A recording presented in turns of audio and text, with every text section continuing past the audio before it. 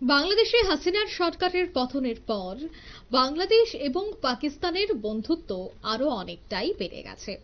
20 বছরের দ্বন্দ্ব মিটিয়ে এবার দেখা যাচ্ছে যে দুদেশের মধ্যেই এবার আলোচনা, এছাড়া ব্যবসা, সব ক্ষেত্রেই তাদের সম্পর্ক আরো দৃঢ় করার চেষ্টা করছে ইউনূস।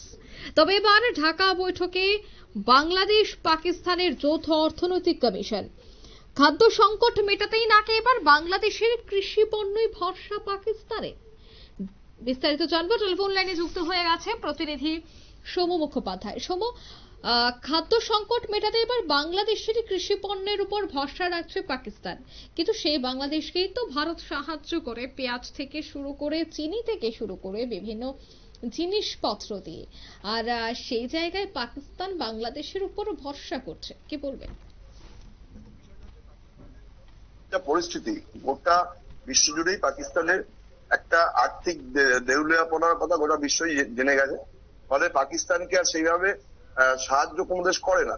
যেটুকু করে সৌদি আরব বা আমেরিকার মতো দেশ, সেগুলো কৃষি পণ্য বা এই ধরনের কোনো সাহায্য করে না। ফলে সিন্ধু চুক্তি এর বাতিলের পরে জলের সমস্যার জন্য পাকিস্তানের বহু জায়গাতেই চাষাবাদ ঠিক করে এবছর হয়নি।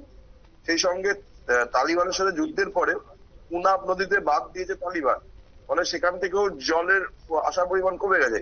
ফলে গোটা দেশের কৃষি ব্যবস্থা আগামী 1 বছরের মধ্যেই ভেঙে পড়বে বলেই আশঙ্কা করছে পাকিস্তানের বুদ্ধিজীবী মহল। এই পরিস্থিতিতে দাঁড়িয়ে পাকিস্তানের মন্ত্রী ঢাকা সফরে এসছে এবং ঢাকা সফরে এসে 2009 সালের পরে যে ভারত পাকিস্তানের সাথে বাংলাদেশের যে বাণিজ্য সম্পর্ক মধ্যে শৈত্য বা শিথিলতা এসেছিল, সেইটাকে আবার নতুন করে চাঙ্গা করার চেষ্টা হচ্ছে।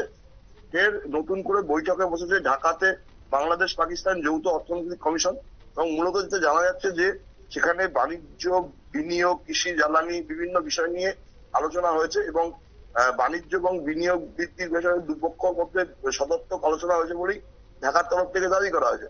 আর সেইখানেই বৈঠক শেষ হওয়ার পর পাকিস্তানের মন্ত্রী জানিয়েছেন যে বাংলাদেশ থেকে পাট এবং অন্যান্য কৃষি পণ্যের আমদানি বৃদ্ধি করতে চায় পাকিস্তান। ঢাকা এবং ইসলামের মধ্যে যে 100 কোটি টাকার কম বাণিজ্য হয়, তাও আরো কিভাবে বাড়ানো যায় সেটাই এখন দেখতে চাইছে।